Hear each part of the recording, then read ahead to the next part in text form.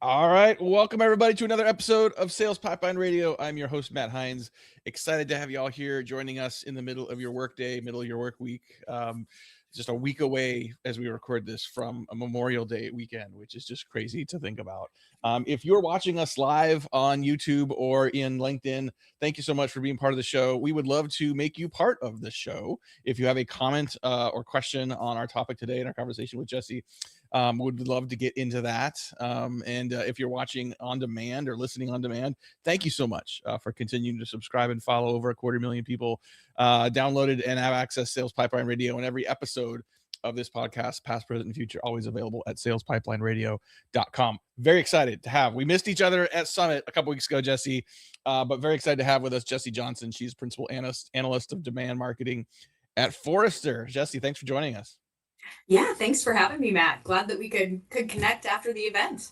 I'm glad we could as well. This is your second year on the Sales Pipeline Radio tied to Forrester Summit. We had you last year. We have you again this year. It's been a week and a half since we all left Phoenix, and head's still spinning on a lot of what we talked about. How about for you?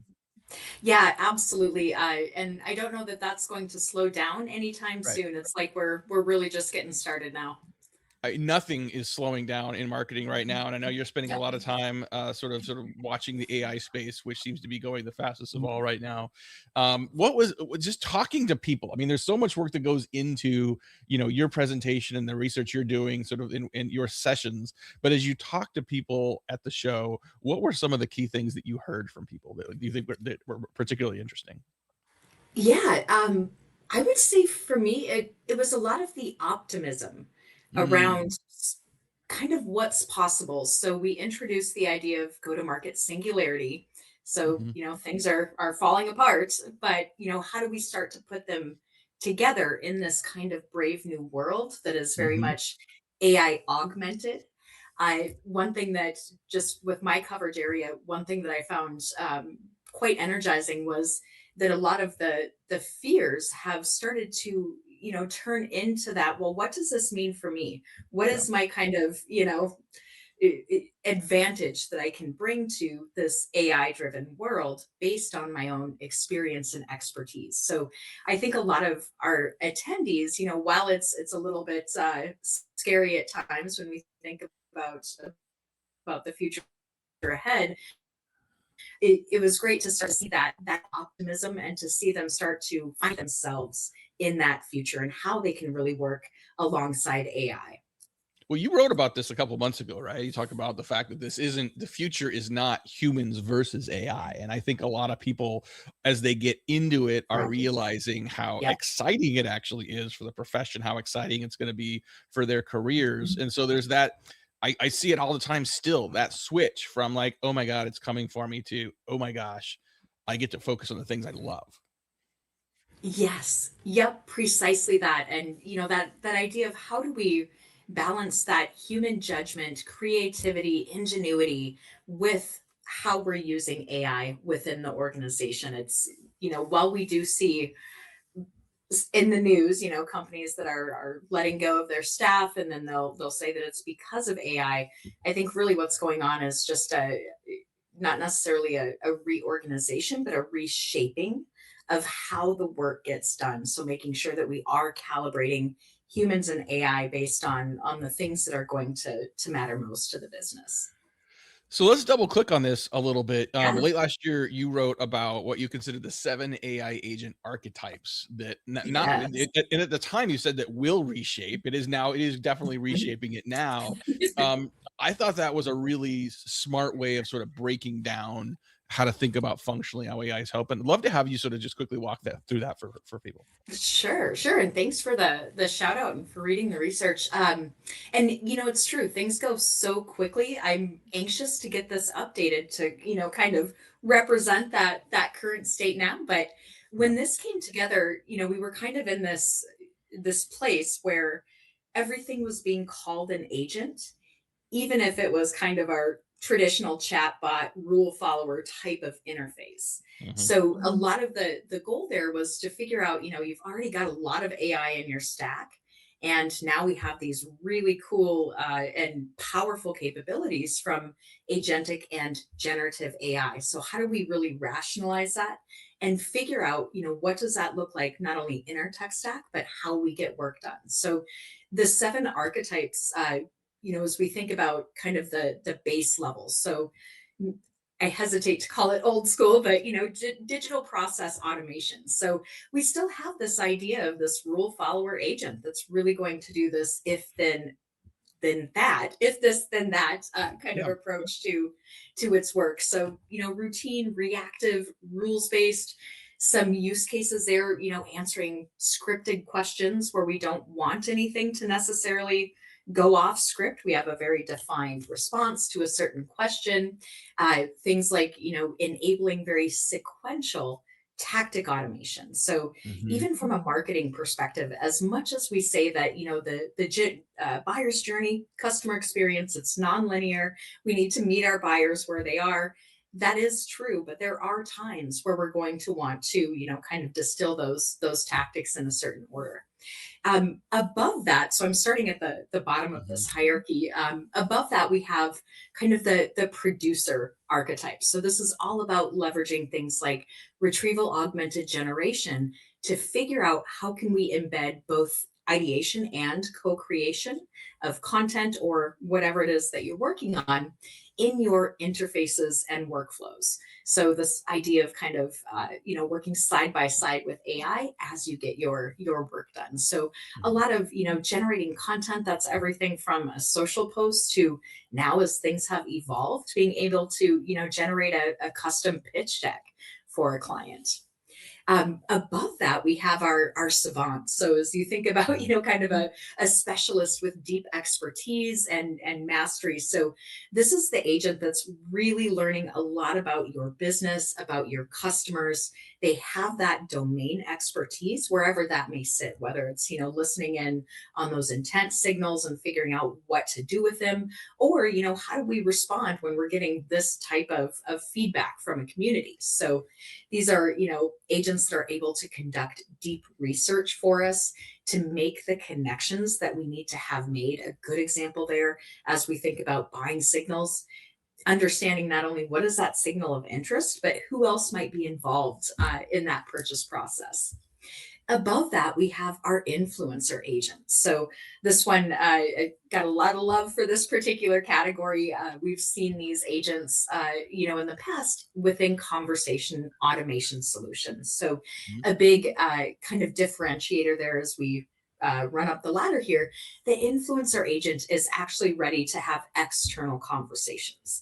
This is the agent that knows how to talk to your buyers and customers, what to say, when to bring in that human into the loop, and not always to prevent failure, but to deliver additional value at that point of handoff. And then as we start to look a little bit ahead, Mhm. we have the choreographer agent. So kind of a middle manager that's going to be coordinating the work of your, say, junior level agents, and really serving as that go between the human and the team or the crew of agents that we're working with. Looking ahead again, the planner and the innovator, the top 2 archetypes, were really considered long term when Mhm. this report was written. I think we're getting even closer to that planner archetype. Mhm. So, kind of an agent that can really practically develop and enact. So I think that's kind of the key there too, not just developing that plan, but actually being able to action that plan, likely Right. through that choreographer that's going to be, kind of reining in multiple agents with different areas of domain expertise. So they can put together, your account-based engagement plan and then also action that plan with that human approval and oversight. And then the innovator bucket, I think this one is going to be, really interesting to watch. So these are the agents that can actually come up with new ways of doing things, novel approaches, maybe even invigorating, established demand products. So this is going to be a really interesting kind of agent archetype to watch in the Mhm. future. They can help us to create tools, create tools on their own, maybe even create, a team of agents to execute on that account-based engagement plan that planner archetype came up with. So yeah, the future is certainly bright as we think about how we can augment our go-to-market with these various agent archetypes. Yeah, I really like the way you've broken those down. And if you're a Forrester client, definitely go make sure you download that and get that to your team. If you are not, just go listen to that again and write it down. Because I think it's a really good way of thinking about sort of structurally how to sort of get the jobs to be done that are possible with AI, really rolling your organization. Talking here on Sales Pipeline Radio today with Jessie Johnson. She's principal analyst at demand marketing at Forrester. I mean, I think so many people are starting to rely more and more on these models, on agentic workflows. We're still, though, in sort of a trust but verify mode. Key example, just as we got started, before we got started here today, I mean, I've been using AI for everything, and including sort of show prep here to say, like, what are some things that I don't know? What are some things I should know? Claude told me you were retiring this year, that this was your 10th and final summit. Neither of us can figure out where it came up with that. I'm glad I caught that before I sort of like leaned into it.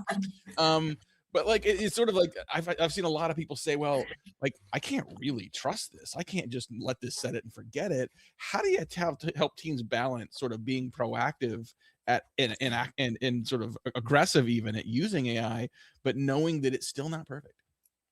Yeah, it's a lot of that comes down to, again, what is the human bringing to the table? And so very much, a lot of that comes down to that human experience and expertise that's going to, help that. Seems so weird to say human Mhm. in the mix, but will really help your frontline marketer to know when do we question that output of AI. Mhm. How often, if we're kind of getting into regular, I don't want to say rinse and repeat work, but as they become more ingrained into those workflows, how often do we need to have kind of that check of that AI output Yeah. until that trust is really really in place, and we're able to observe, here's the sources that agent used for information. So we're not just looking at the output of that agent, but what is the source that they found that information. So human judgment is certainly going to be required there. And what we're finding in our data too is, where does that split happen right now? What is AI able to fully automate on its own?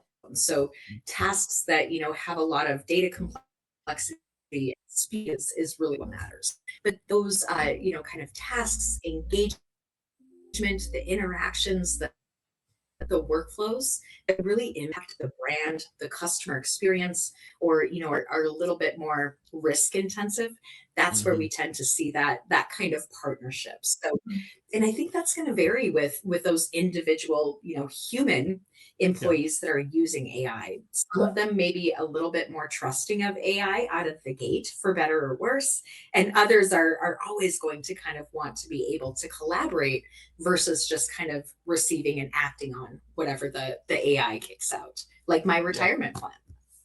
Like your retirement plan. Well, eventually it's going to be right, just not right now. We've got just a few Right. minutes left yeah, we got just a few minutes left with Jess before we need to wrap up.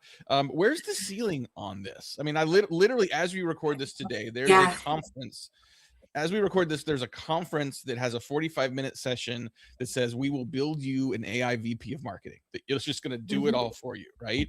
And some people look at that and say, "Oh crap, maybe I am in trouble." Like, how far does this go, and where do you think the future of AI and human interaction is going to be, especially for go-to-market teams? Yeah. Yep. I think part of that is a lot of this is still kind of shiny object. It's cool to play around. It's, to think the art of the possible. What we find when we talk to our clients, they're looking for, kind of what does this look like as we continue to look into the future, but also what does that mean for me today? What is pragmatic and practical that I can integrate into my business, my workflows, my go to market, the way that we think about the world, even? And that idea of let's build you a VP agent, that's certainly compelling. That's absolutely that innovator archetype. But I think what gets lost in kind of the rush to build and design is the idea that we still need to integrate those agents Mhm. into our systems, our data, and also other agents that are in the mix. And we need to onboard that agent as though it, I won't say as though it were a human, but onboard that agent in context of the role that it Mhm. is going to play. So having a very human first approach to onboarding those agents, I think that integration and onboarding piece are really what brings the value. We can create agents all day long, but we need to make sure that they can actually deliver that value.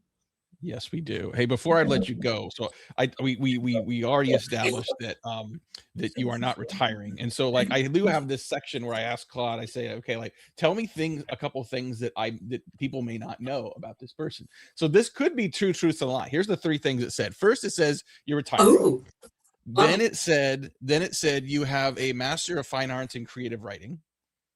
Is that true? Correct. Okay, so That that is one's correct. right. And it Yeah. also says that you do the Michael J. Fox Ride for a Cure every year to raise money for Parkinson's disease. That is not correct. Yeah, I wish yeah. it were. That was a really great set of things. So it was two lies and a truth, Yeah. thanks to Claude. So She yeah, was.